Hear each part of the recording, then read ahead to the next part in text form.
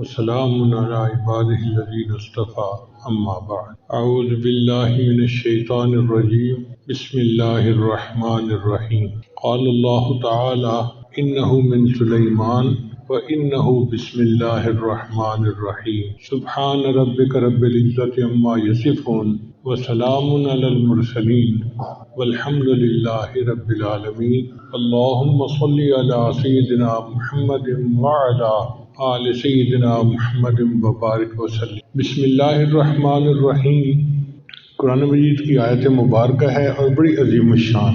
حدیث مبارکہ میں آتا ہے ان جابر بن عبداللہ اس کی روایت کرتے ہیں قال لما نزل بسم اللہ الرحمن الرحیم، وہ فرماتے ہیں کہ جب یہ آیت بسم اللہ الرحمن الرحیم نازل ہوئی حرب الغیم الی المشرق، تو بادل چھٹ گئے اور سب بادل مشرق کی سمت میں چلے گئے۔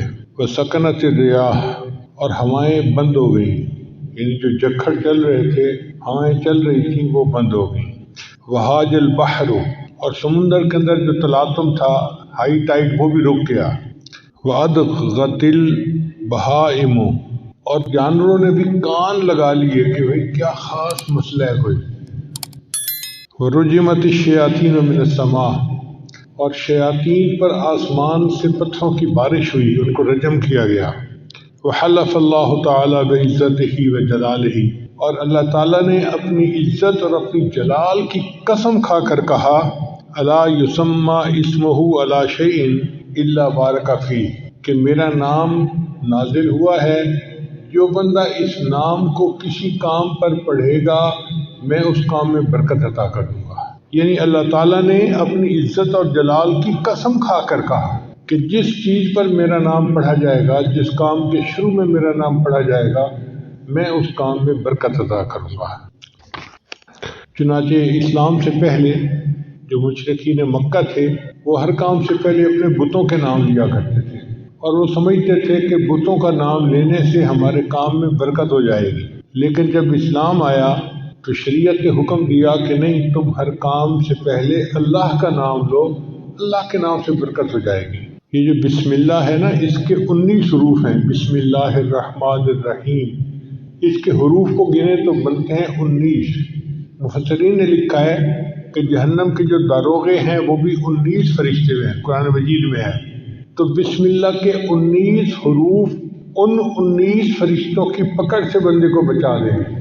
تو جو بندہ ہر کام میں بسم اللہ پڑھتا رہے، اللہ تعالیٰ اس کو جہنم سے نجات عطا فرمائیں گے۔ اور بعض مفسرین نے یہ نقطہ بھی لکھا ہے کہ دن کے ہوتے ہیں 24 گھنٹے، تو 5 نمازوں کے بدلے 5 گھنٹوں کے گناہ معاف، باقی رہ گئے 19 گھنٹے۔ تو اگر وہ بسم اللہ کا تکرار بھی کرتا ہے تو 19 حروف کے بدلے اللہ 19 گھنٹوں کے گناہ بھی معاف فرما دے۔ اللہ تعالیٰ نے ہر صورت سے پہلے بسم اللہ الرحمن الرحیم کو نازل فرمایا، لیکن ایک صورت ایسی ہے، اس کا نام ہے سورہ توبہ۔ اس سے پہلے اللہ نے سورہ یعنی بسم اللہ کو نازل نہیں کیا۔ آپ قرآن مجید پڑھیں تو دیکھیں گے کہ پچھلی صورت اور اس صورت کے درمیان بسم اللہ نہیں لکھی ہوتی۔ اس کی وجہ کیا ہے کہ سورہ توبہ میں مشرکین کے ساتھ قتال کا حکم ہے، کافرین کے ساتھ۔ اب اللہ کے قتال کا کوئی جوڑ نہیں بنتا اللہ کی رحمت کے ساتھ، اس لیے اللہ نے اس سے پہلے بسم اللہ نازل نہیں فرمائی، بسم اللہ الرحمن الرحیم۔ اس لیے جب جانور کو ذبح کرتے ہیں تو بسم اللہ پڑھنا ضروری ہے، مگر یہ نہیں پڑھتے بسم اللہ الرحمن الرحیم، بلکہ پڑھتے ہیں بسم اللہ اللہ اکبر۔ الرحمن الرحیم کا جوڑ ذبح کرنے کے ساتھ نہیں بنتا، اس لیے تکبیر کہہ دی گئی بسم اللہ اللہ اکبر، اتنا ہی ہے۔ حضرت علی رضی اللہ عنہ فرمایا کرتے تھے کہ جو کچھ پہلے آسمانی کتابوں میں نازل ہوا، اللہ نے وہ سب کچھ قرآن مجید میں نازل فرما لیا، اور جو کچھ پورے قرآن مجید میں نازل ہوا وہ اللہ نے سورہ بقرہ میں نازل فرما دیا، اور جو سورہ بقرہ میں نازل ہوا اللہ نے اس کو سورہ فاتحہ میں نازل فرما دیا، اور جو کچھ اللہ نے سورہ فاتحہ میں نازل کیا اس کو اللہ نے بسم اللہ الرحمن الرحیم میں نازل فرما دیا۔ یہ بسم اللہ الرحمن الرحیم ایک آیت ہے، لیکن یہ تمام آسمانی کتابوں کا خلاصہ اور نچوڑ ہے۔ اور علماء نے ایک نقطہ اور لکھا ہے کہ جو کچھ بسم اللہ میں نازل ہوا وہ بسم اللہ کے پہلے حرف با کے اندر آ گیا، با کا حرف جو ہے نا وہ وصل کے لیے ہوتا ہے، جوڑنے کے لیے. تو اس کا مطلب یہ ہے کہ پوری آسمانی کتابوں کا نچوڑ یہ ہے کہ مخلوق کو اپنے رب کے ساتھ جوڑ دیا جائے. اس لیے بسم اللہ کے دو معنی ہیں. عربی زبان میں اسم کے دو معنی ہیں. ایک معنی ہے نام، تو بسم اللہ کا ترجمہ بنے گا اللہ کے نام کے ساتھ جو رحمان ہے اور رحیم ہے. بسم اللہ الرحمن الرحیم. اور ایک اسم کا مطلب عربی زبان میں برکت بھی ہے، تو بسم اللہ کا ترجمہ بنے گا اللہ کی برکت کے ساتھ. ہمیں یاد ہے کہ ہمارے گھر میں جو بڑی بوڑھی عورتیں تھیں نا پرانے زمانے کی، وہ اٹھتے بیٹھتے اللہ دی برکت نال، اللہ دی برکت نال، یہ لفظ بہت پڑھتی تھی. چھوٹے تھے، ہمیں اس بات کی سمجھ نہیں تھی، اب سمجھ میں آتی ہے. اصل میں وہ بسم اللہ کا ترجمہ پڑھا کرتی تھی اللہ کی برکت کے ساتھ. بسم اللہ کہتی تھی ہر کام سے پہلے. ان کی زبانیں بسم اللہ سے رطب اللسان بالکل تر رہتی تھی. ہر وقت اٹھتے بیٹھتے کرتے پھرتے ہر وقت بسم اللہ بسم اللہ بسم اللہ. ایک نقطہ اور ذہن میں رکھیے کہ قرآن مجید تو پاک بندہ پڑھ سکتا ہے. اگر کسی پر غسل فرض ہو، جیسے جنبی بندہ ہوتا ہے، تو وہ قرآن مجید کی تلاوت نہیں کر سکتا، یا عورت حیض کے ایام میں قرآن مجید کی تلاوت نہیں کر سکتی. لیکن فقہا نے لکھا ہے کہ بسم اللہ پڑھ سکتے ہیں. کتنی عجیب بات ہے کہ بسم اللہ الرحمن الرحیم وہ قرآن کی آیت ہے مگر اس کو پڑھا جا سکتا ہے. تو ایک خاتون تھی امرا فرغانیہ، ایک وادی ہے اس کا نام ہے فرغانہ وادی.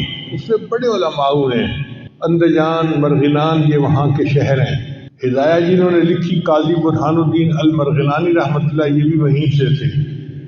تو امرا فرغانیہ سے کسی نے پوچھا کہ کیا وجہ ہے کہ عورت حیض کے دنوں میں قرآن مجید کی تلاوت تو نہیں کر سکتی، لیکن اگر وہ بسم اللہ پڑھنا چاہے تو بسم اللہ پڑھ سکتی ہے.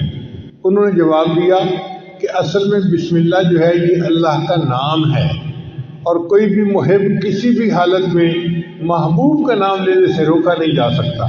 یہ نہیں کہا سکتا کہ اب تم محبوب کا نام نہیں لے سکتے. جس حال میں بھی ہوگا وہ محبوب کا نام تو لے سکتا ہے. اس لیے بسم اللہ کی اللہ نے اجازت عطا فرما دی. اس لیے کوئی تحریر کرنی ہو تو پہلے بسم اللہ لکھنا چاہیے.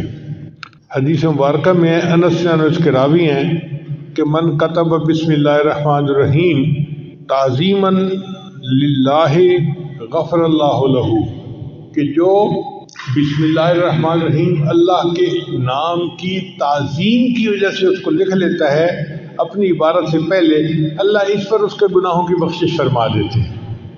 ابو ہریرہ نے روایت کرتے ہیں، یہ دور منصور کی روایت ہے.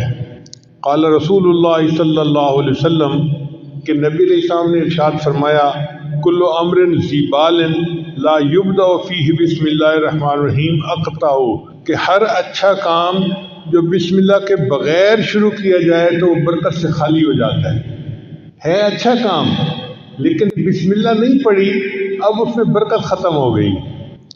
بسم اللہ کی عظمت کا اندازہ اس سے لگائیں کہ کتا ایک نجس جانور ہے. حدیث پاک میں آتا ہے جس گھر میں کتا ہوتا ہے وہاں رحمت کا فرشتہ داخل نہیں ہوتا. اس لیے شکار کی نیت سے کتے کو پالنے کی اجازت ہے، یہ حفاظت کی نیت سے، مگر اس کو گھر کے باہر رکھا جائے، گھر کے اندر نہ داخل کیا جائے. اگر گھر کے اندر کتا آ گیا تو گھر میں سے برکت ختم ہو جائے گی، فرشتے اس گھر میں نہیں آئیں گے. تو کتا اتنا نجس جانور ہے. نبی علیہ السلام نے ارشاد فرمایا اگر کسی برتن کو کتا سونگھ لے تو اس برتن کو 7 مرتبہ پانی سے دھوئیں اور 8ویں مرتبہ اس کو مٹی اور ریت کے ساتھ دھوئیں تاکہ اس کی نحوست برکت ختم ہو جائے. اب جس کتے کے سونگھنے سے برتن کو 8 مرتبہ دھونا پڑتا ہے وہ کتنا نجس ہوگا. لیکن حدیث پاک میں آتا ہے کہ اگر شکار کے لیے کتا پالا ہوا ہے، پہلے زمانے میں خرگوش کا شکار کرتے تھے کتوں کے ذریعے سے، تو نبی علیہ السلام نے فرمایا کہ اگر کوئی بندہ شکاری کتے کو چھوڑنا چاہتا ہے شکار کے لیے اور بسم اللہ پڑھ کے اس کو روانہ کرتا ہے اور وہ کتا مرا ہوا شکار لے کے آتا ہے، یعنی پکڑنے میں وہ مر گیا، شکار وہ خرگوش مر گیا، اب وہ مرا ہوا جانور بھی ہے وہ بندے کے لیے حلال ہوتا ہے کیونکہ اس کے اوپر اس نے بسم اللہ پڑھ لی تھی. عدی بن حاتم تائی کے بیٹے تھے، صحابی بن گئے. انہوں نے نبی علیہ السلام سے پوچھا اے اللہ کے نبی، میں کبھی کبھی شکار کرتا ہوں لیکن میں جب اپنا کتا چھوڑتا ہوں نا شکار کے اوپر تو میں تو بسم اللہ پڑھ لیتا ہوں، مگر اس کے ساتھ جنگلی کتے بھی شامل ہو جاتے ہیں شکار کو پکڑنے میں، تو شکار مر جاتا ہے۔ اب کیا میرے لیے اس شکار کو کھانا جائز ہے؟ تو نبی صلی اللہ علیہ وسلم نے فرمایا نہیں، جائز نہیں، اس لیے کہ ان کتوں کے اوپر بسم اللہ نہیں پڑھی گئی، اس لیے ان کا شکار حلال نہیں۔ آپ اندازہ لگائیے بسم اللہ کی برکت کا کہ ایک کتے اتنا نجس جانور بسم اللہ پڑھ کے شکار کے لیے چھوڑے تو اس کا مرا ہوا جانور بھی شریعت نے حلال قرار دے دیا۔ چنانچہ بسم اللہ کی وجہ سے اللہ تعالیٰ بندے کی مشکلات کو ختم کر دیتے ہیں۔ حضور صلی اللہ علیہ وسلم نے حضرت علی عنہ کو فرمایا الا اعلمک بکلمات اذا وقت فی ورطۃ قلتها، اے علی میں آپ کو کچھ کلمات نہ سکھاؤں کہ جب تم مشکل میں پڑ جاؤ تو ان کلمات کو پڑھ لیا کرو؟ قال بلا، عرض کیا یہ اللہ کے حبیب صلی اللہ علیہ وسلم آپ مجھے ضرور سکھائیے۔ تو نبی علیہ السلام نے فرمایا کہ جب تو کسی مشکل میں پڑ جائے فقال بسم اللہ الرحمن الرحیم ولا حول ولا قوت الا باللہ العلی العظیم، جب بھی تو کسی مشکل میں پڑ جائے تو بسم اللہ الرحمن الرحیم پڑھا کر اور لا حول ولا قوت الا باللہ العلی العظیم، ان کلمات کے پڑھنے سے اللہ تیری مشکلات کو دور فرمائیں گے۔ اب یہ عمل کسی ایک عام پیر نے نہیں بتایا، دنیا کے پیروں کے سردار، دنیا کے نبیوں کے سردار حضرت محمد مصطفیٰ احمد مجتبیٰ صلی اللہ علیہ وسلم جو اللہ کے محبوب ہیں، یہ عمل انہوں نے بتایا ہے، تو کتنا سچا اور پکا عمل ہوگا۔ اس لیے ہمیں چاہیے کہ ہم اس عمل کو پلے باندھ لیں، جب کوئی مشکل پیش آئے تو بسم اللہ الرحمن الرحیم ولا حول ولا قوت الا باللہ العلی العظیم یہ پڑھیں گے، اللہ تعالیٰ ہماری مشکلات کو دور کر دیں گے۔ پھر بسم اللہ الرحمن الرحیم کی وجہ سے صرف دنیا کی مشکلات دور نہیں ہوتی، آخرت کی مشکلات بھی دور ہوتی ہیں۔ چنانچہ حضرت عیسیٰ علیہ السلام جب کسی قبر کے پاس سے گزرتے تھے تو ان کو کشفاً پتہ چل جاتا تھا کہ قبر میں کیا ہو رہا ہے۔ وہ ایک مرتبہ ایک قبر کے قریب سے گزرے تو انہوں نے دیکھا کہ قبر میں بندے کو عذاب ہو رہا ہے۔ جب واپس ہوئے تو انہوں نے دیکھا کہ قبر تو جنت کا باغ بنی ہوئی ہے، تو بڑے حیران ہوئے۔ انہوں نے دعا مانگی یا اللہ پہلے میں نے دیکھا تھا تو یہ جہنم کا گڑھا تھا، اب میں دیکھ رہا ہوں تو یہ جنت کا باغ ہے، یہ معاملہ کیا ہے میرے اوپر کھول دیجیے۔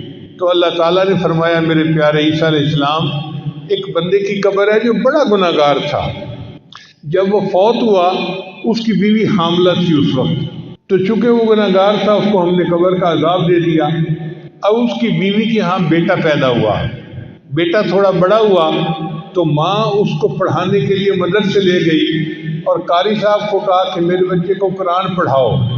آج اس بچے نے بسم اللہ الرحمن الرحیم پڑھا، اس کے معصوم منہ سے جو بسم اللہ نکلی تو میری رحمت نے گوارا نہ کیا کہ معصوم بچہ تو بسم اللہ پڑھے اور میں اس کے باپ کو قبر میں عذاب دوں، میں نے اس کے باپ کو جنت کا باغ بنا دیا۔ چنانچہ حدیث پاک میں آتا ہے کہ جب کوئی بچہ بسم اللہ پڑھنا سیکھتا ہے اللہ 4 بندوں کی مغفرت فرماتے ہیں بسم اللہ سیکھنے پر۔ ایک بچے کی مغفرت ہو جاتی ہے، ایک پڑھانے والے کی مغفرت ہو جاتی ہے، اور ایک بچے کے ماں باپ ان دونوں کی مغفرت ہو جاتی ہے۔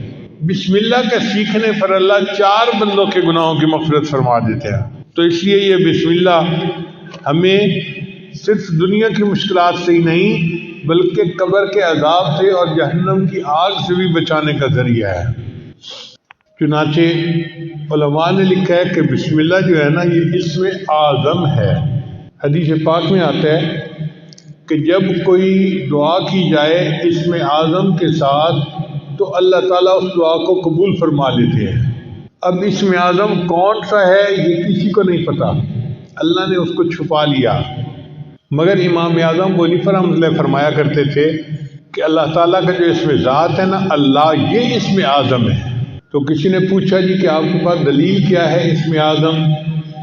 تو انہوں نے فرمایا اس لیے کہ اللہ تعالیٰ نے اپنی کتاب میں سب سے پہلے جو نام نازل کیا وہ اللہ کا نام تھا۔ آپ دیکھیں اعوذ باللہ پڑھے تو پہلا نام کون سا آتا ہے، باقی صفاتی نام بعد میں، اور ذاتی نام اعوذ باللہ من الشیطان الرجیم بسم اللہ الرحمن الرحیم، تو اللہ کا نام سب سے پہلے۔ ان کا چونکہ اللہ کا نام سب سے پہلے پڑھا جاتا ہے اس لیے یہ اسم اعظم ہے۔ ان کا جی کوئی اور دلیل نہیں. ان کا دلیل یہ ہے کہ حدیث پاک سے ثابت ہے کہ اللہ تعالیٰ نے فرشتے کو حکم فرمایا ہوا ہے کہ جب بھی میرے کسی بندے کے نام سے میرا زبان سے میرا نام نکلے تو جب بھی تم وہ نام سنو تم قیامت کا جو سور بجانا ہے اس کو 40 سال پیچھے ہٹا دیا کرو.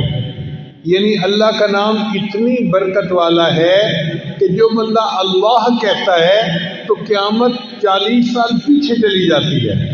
اب اندازہ لگائیے کہ جو نام اتنی برکت والا ہے کہ قیامت جیسی مصیبت کو 40 سال کے لیے ٹال دیتا ہے، اگر ہم اللہ کے نام کو کثرت کے ساتھ پڑھیں گے تو ہماری زندگی کی پریشانیاں کیوں نہیں ٹل جائیں گی.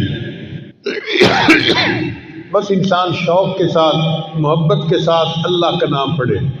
حدیث مبارکہ میں لا تقوم الساعہ، اس وقت تک قیامت قائم نہیں ہو سکتی حتیٰ یقال فی الارض اللہ اللہ، حتیٰ کہ زمین میں کوئی ایک بندہ بھی اللہ اللہ کہنے والا ہوگا. جب تک اللہ کا نام دنیا میں رہے گا قیامت نہیں آ سکتی. قیامت کا آئے گی جب اللہ کا نام لینے والا ہی کوئی نہیں رہے گا، تب قیامت آئے گی. تو اللہ کا نام اتنی برکت والا ہے. تو امام صاحب نے فرمایا کہ حدیث پاک سے بھی ثابت ہوتا ہے کہ یہ اسم اعظم ہے. آگے سوال پوچھنے والے بھی فقہا تھے، عالم تھے. ان کا نہیں جی کوئی سکہ بند دلیل دیں کہ بندہ کا دل مطمئن ہو جائے. تو امام صاحب نے کہا اچھا سکہ بند دلیل یہ ہے کہ جب موسیٰ علیہ السلام کوہتور پر گئے تو اس وقت ان کو پتہ نہیں تھا کہ یہ آگ کیا ہے. اللہ نے خطاب فرمایا اور اللہ نے اپنا تعارف کروایا، اننی انا اللہ، میں اللہ ہوں. اگر کوئی اور نام اسم اعظم ہوتا تو اللہ اس نام سے اپنا تعارف کرواتے. اللہ نے تعارف میں کہا کہ میرا نام اللہ ہے، اس کا مطلب ہے کہ یہی اسم اعظم ہے.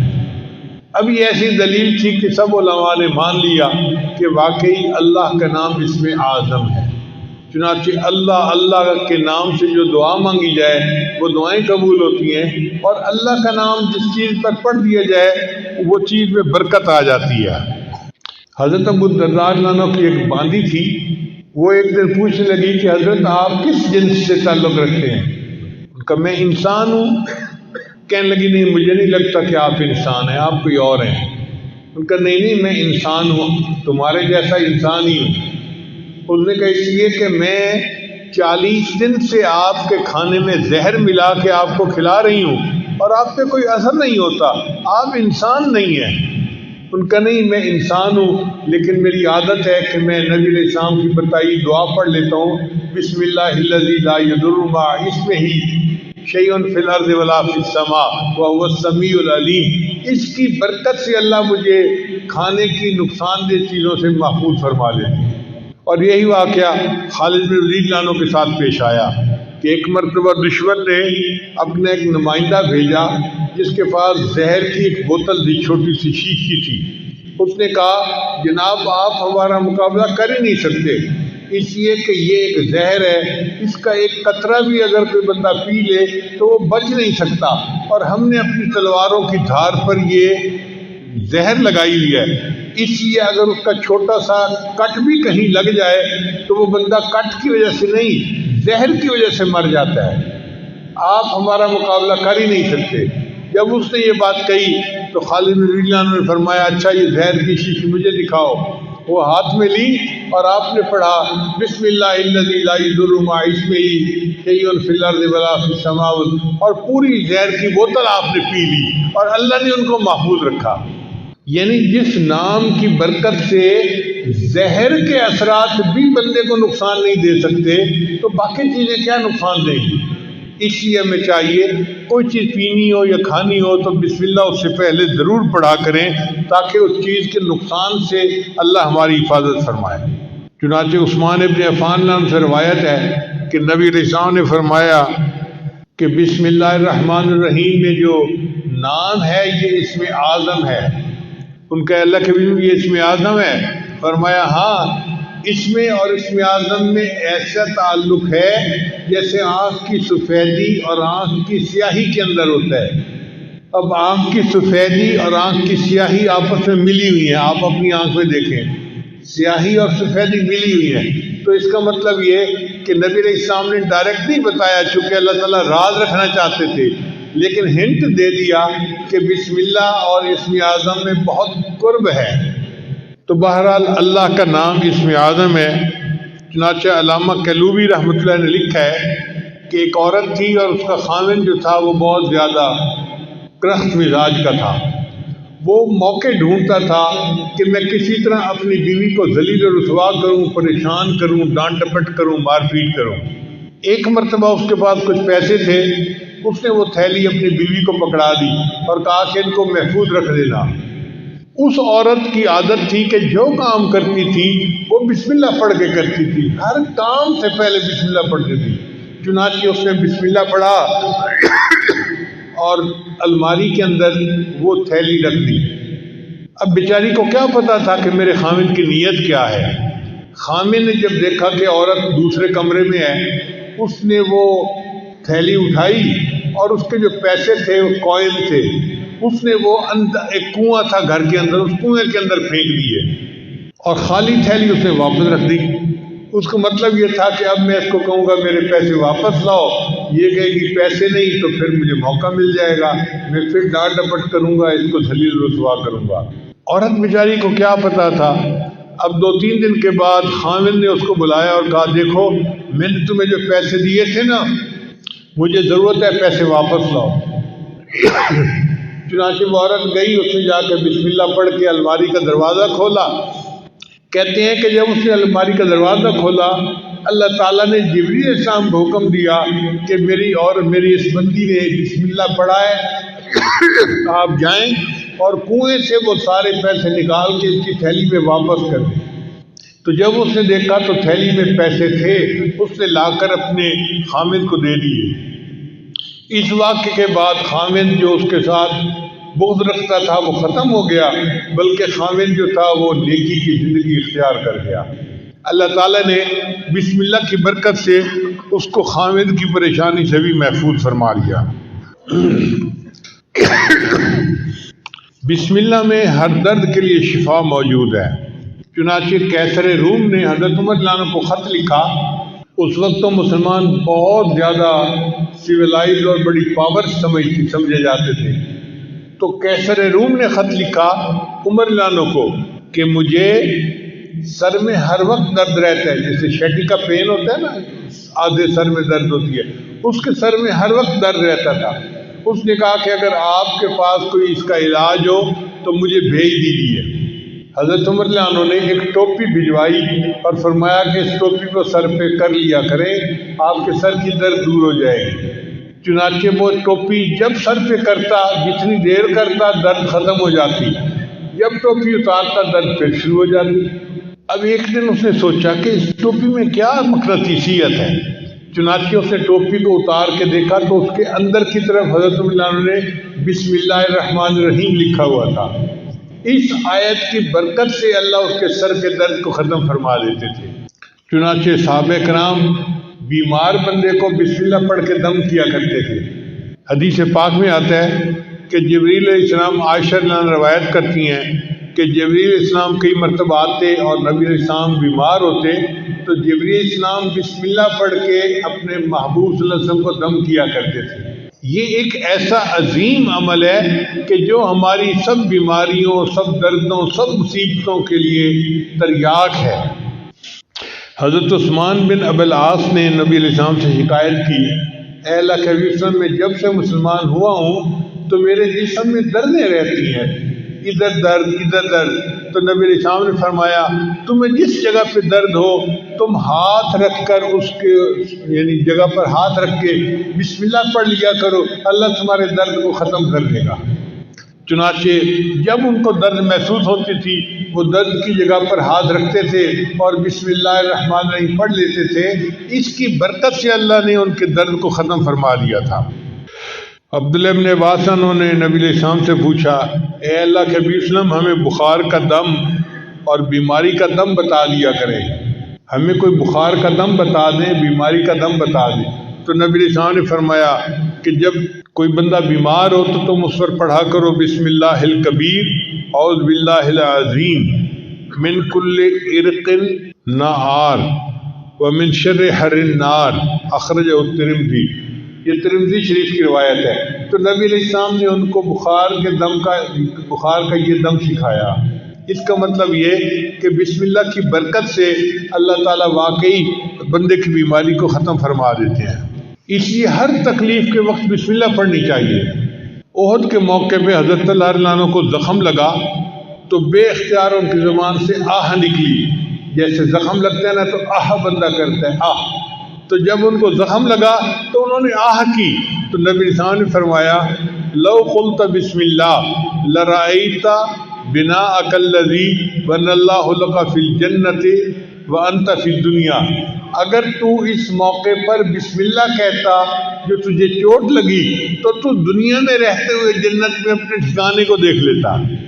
اگر تو بسم اللہ پڑھتا تو آپ دنیا میں رہتے ہوئے اپنی جنت کے ٹھکانے کو آنکھوں سے دیکھ لیتے۔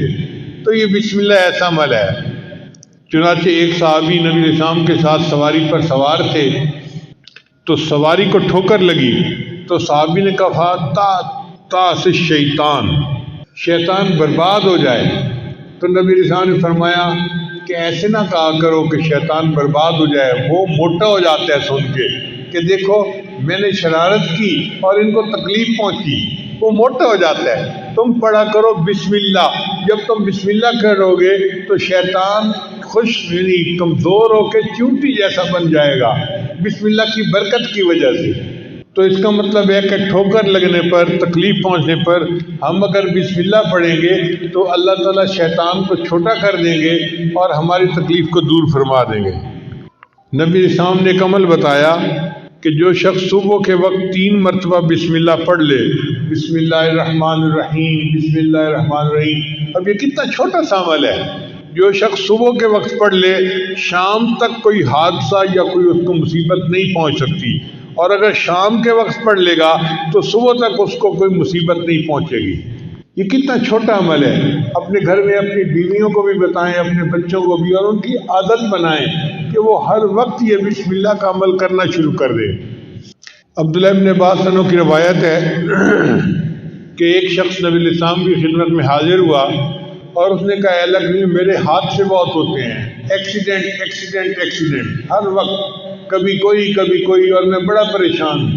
نبی علیہ السلام نے فرمایا کہ تم جب گھر سے نکلا کرو تو یہ پڑھ لیا کرو بسم اللہ علی نفسی و اہلی و مالی، یعنی میرے اوپر بسم اللہ، میرے اہل کے اوپر اور میرے مال کے اوپر بسم اللہ، تم یہ دعا پڑھ لیا کرو۔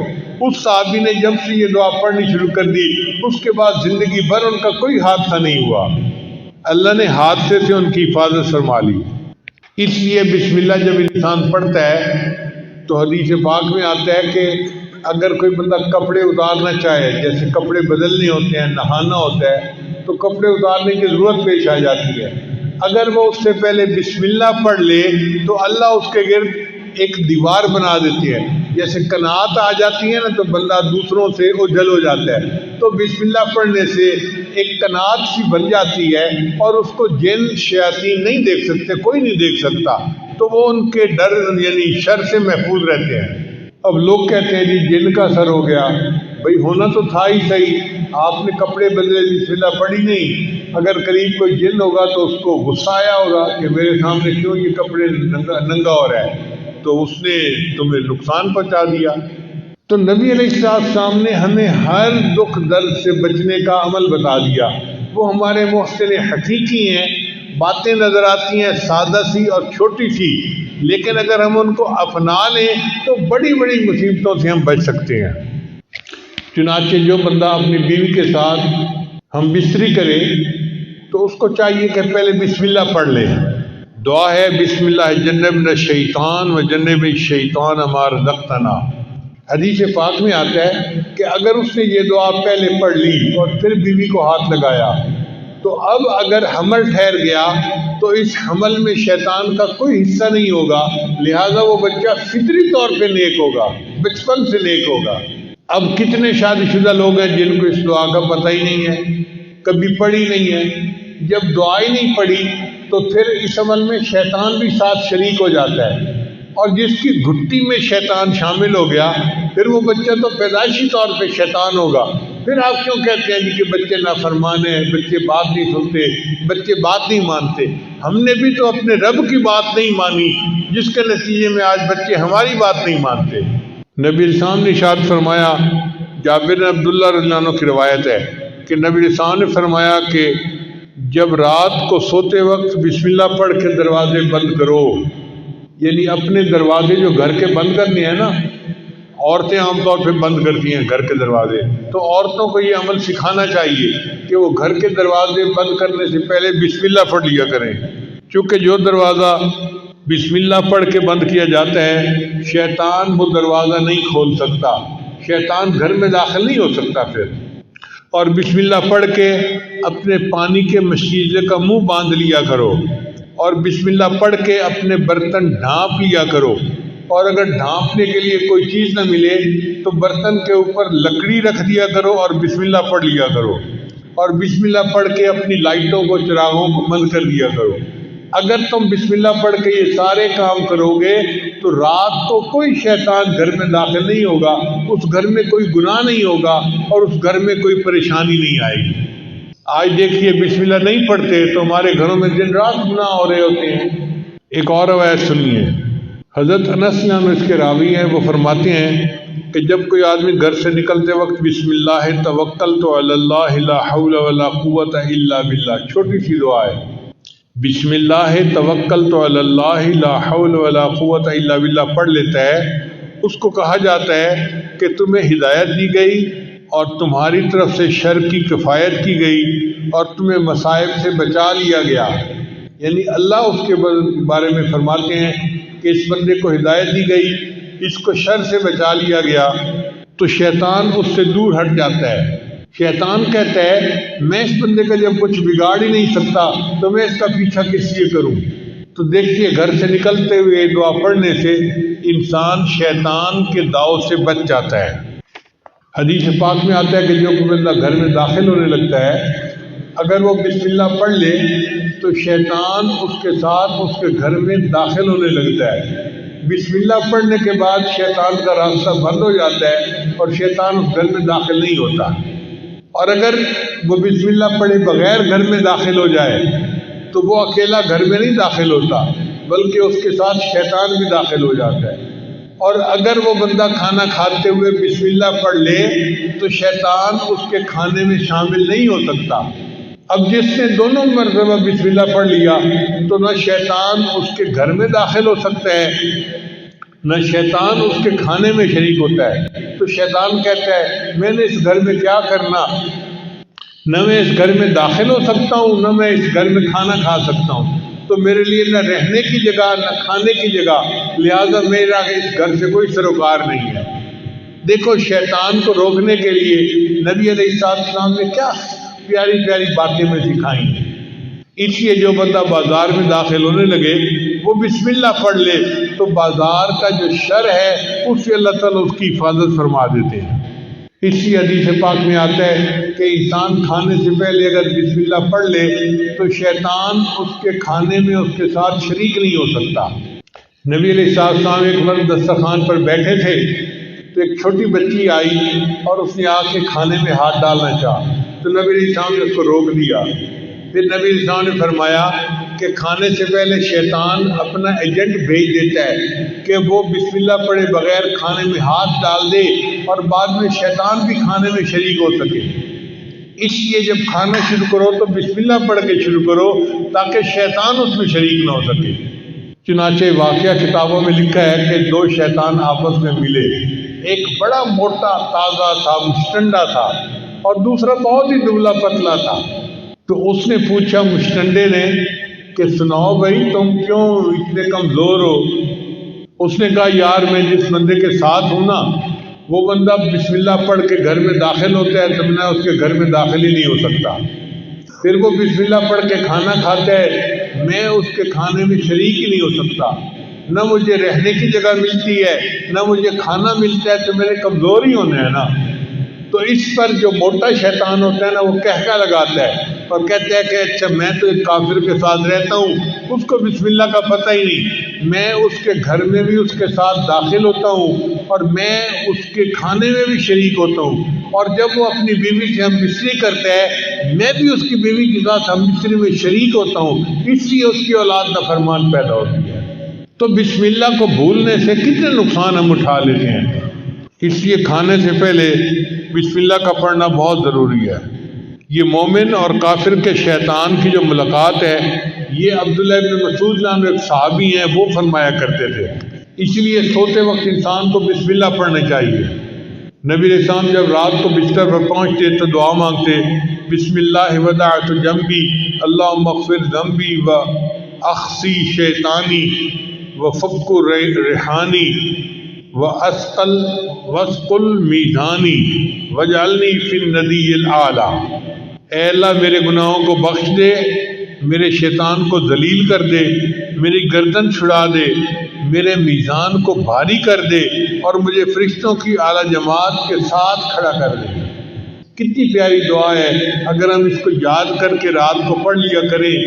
اس لیے رات کو سوتے وقت کی چھوٹی دعا ہے نا، بِاسْمِکَ أَمُوتُ وَأَحْيَا، اللہم بِاسْمِکَ أَمُوتُ وَأَحْيَا، تو اللہ کے نام کے ساتھ میں سوتا ہوں اور میں جاگتا ہوں۔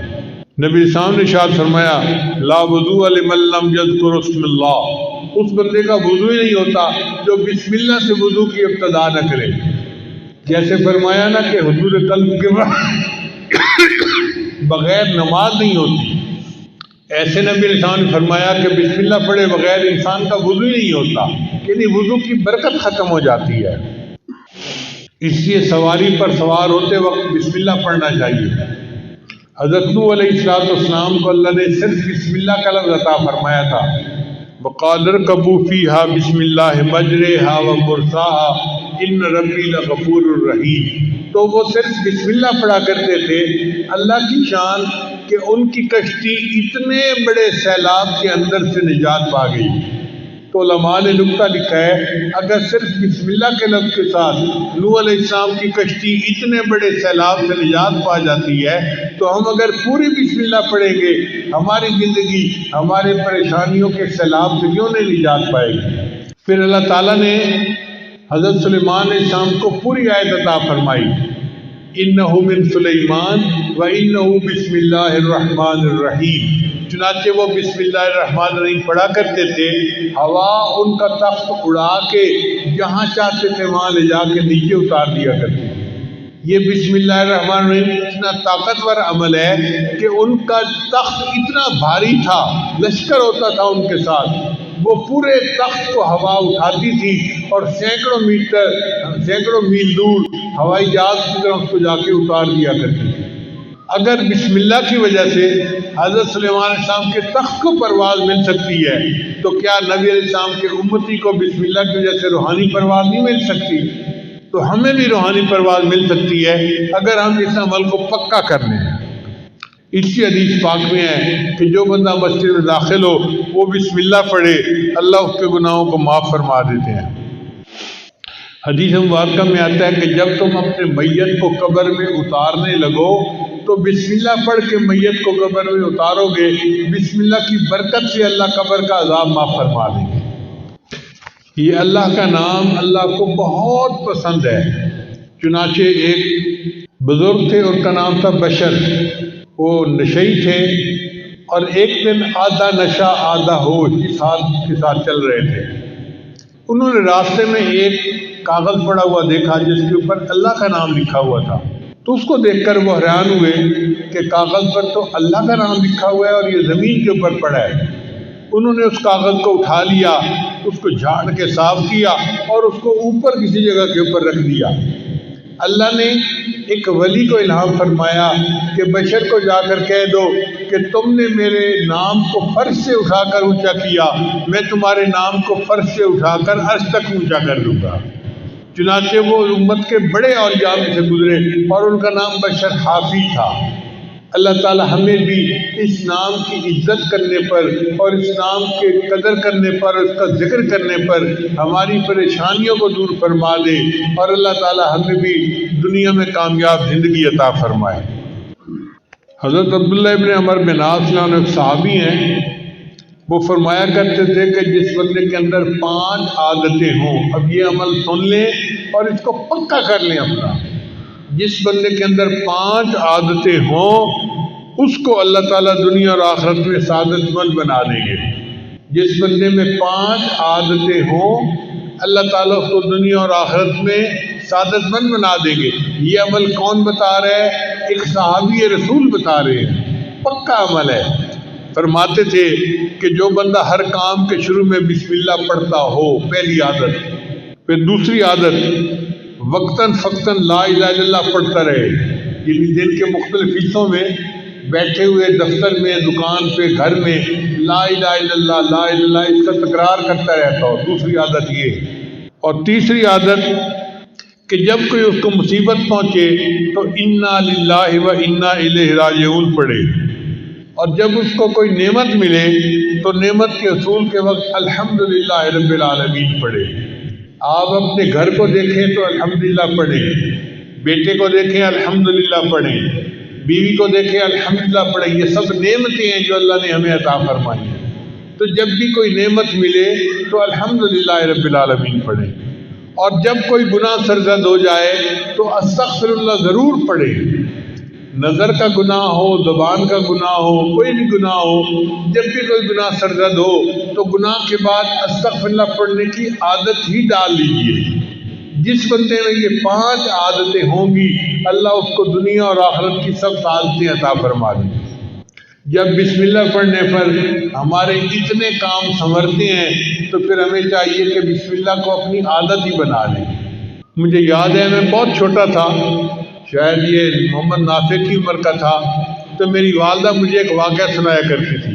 فرماتی تھی کہ ایک آدمی تھا، اس نے پسند کی شادی کی، اور پسند کی شادی کرنے کے بعد وہ اپنی بیوی کا غلام بن گیا، جو بیوی کہتی تھی وہی کرتا تھا، حتیٰ کہ بیوی نے کہا کہ ماں باپ کو چھوڑ دیتے، اس نے اپنا الگ گھر بنا لیا۔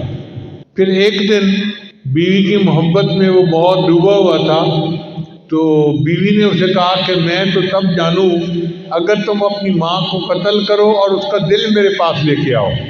وہ اس کی محبت میں ایسا اندھا ہوا تھا کہ اس نے جا کے اپنی ماں کو قتل کر دیا اور اس کا سینہ چیر کے اس میں سے دل نکال کے۔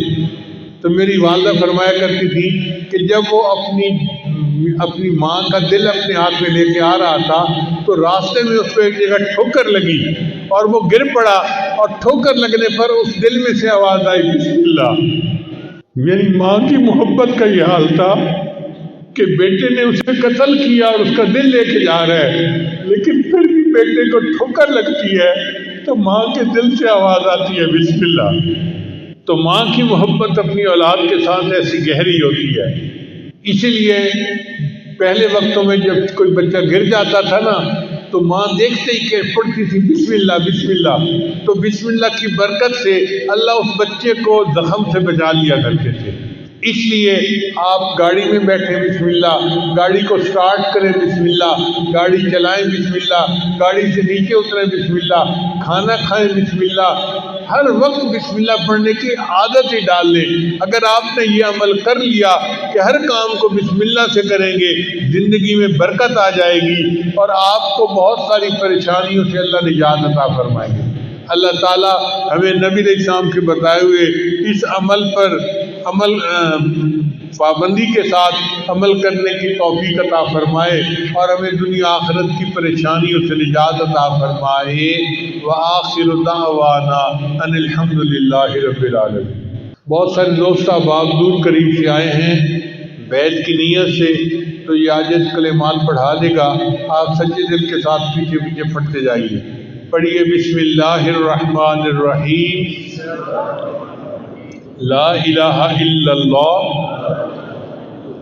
محمد الرسول اللہ، آمنت باللہ و ملائکتہ و کتبہ و رسلہ والیوم الآخر والقدر خیرہ و شرہ من اللہ تعالی والبعث بعد الموت، آمنت باللہ کما ہوا باسمائہ وصفاته وقبلت جميع أحكامه إقرارا باللسان وتصديقا بالقلب أشهد أن لا إله إلا الله وأشهد أن محمدا عبده ورسوله استغفر الله ربي من كل ذنب وأتوب إليه برحمتك یا ارحم الراحمین۔ ان کلمات کو پڑھنے سے ہم تو بتائے ہو چکے ہیں، چند معمولات ہیں جن کو باقاعدگی سے کریں گے تو اللہ تعالیٰ دل کو منور کریں گے۔ پہلا عمل 100 مرتبہ استغفار صبح شام پڑھنا، دوسرا عمل 100 مرتبہ درود شریف صبح شام پڑھنا، تیسرا عمل قرآن مجید کی تلاوت روزانہ کرنا، ایک پارہ پڑھے، آدھا پارہ پڑھے، ایک پاؤ پڑھے، اگر مشکل ہو تو سورہ یاسین روزانہ پڑھ لیا کریں مگر پڑھا ضرور کریں۔ چوتھا عمل چلتے پھرتے ہر وقت دل میں اللہ کو یاد کرنا، ہتھ کار ول دل یار ول۔ اور پانچواں عمل مراقبہ، جو ان سب کا لباب اور نچوڑ ہے۔ مراقبے کا طریقہ بہت آسان ہے، جب فارغ ہوں نماز پڑھ کے تو آنکھوں کو بند کر کے اللہ سے لو لگا کے بیٹھ جایا کریں اور یہ سوچا کریں کہ اللہ کی رحمت آ رہی ہے، میرے دل میں سما رہی ہے، دل کی ظلمت اور سیاہی دور ہو رہی ہے اور میرا دل اللہ اللہ اللہ کہہ رہا ہے۔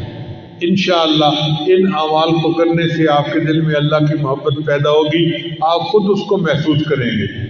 دعا ہے اللہ تعالیٰ سب کو اپنے مقبول بندوں میں شامل فرمائے۔ دعا کر لیجئے۔ سبحان ربی العظیم اللہم صلی علی سیدنا محمد وعلی آل سیدنا محمد وبارک۔ اے رب کریم، ہم آپ کے عاجز مسکین بندے ہیں، سب گناہوں کو معاف فرما۔ دور قریب سے جتنے لوگ آئے ہیں، جو مرادیں دل میں آئے ہیں، اللہ سب کی مرادیں پوری فرما۔ اے اللہ بیماروں کو شفا عطا فرما۔ اے اللہ ہمارے ایک بہت قریبی مہربان دوست ہیں، ان کی بیٹی بیمار ہے، چھوٹی بچی ہے، اے اللہ اس بچی کو شفائے کاملہ عاجلہ مستمرہ نصیب فرما۔ اللہ اپنی رحمت کا معاملہ فرما۔ کریم آقا جنہوں نے دعاؤں کے لیے خط لکھے، فون کیے، میسج کیے، اللہ سب کی دلی نیک مرادیں پوری فرما۔ اے اللہ جو لوگ کہنا چاہتے تھے نہیں کہہ سکے، ان کی بھی نیک مرادیں پوری فرما۔ ہماری ان دعاؤں کو اپنی رحمت سے قبول فرما۔ اور اے اللہ ہم نے تو اپنی اوقات کے بقدر مانگا، تو ہمیں اپنی شان کے بقدر عطا فرما۔ صلی اللہ تعالی علی حبیبہ سیدنا محمد وآلہ واصحابہ اجمعین برحمتک یا ارحم الراحمین۔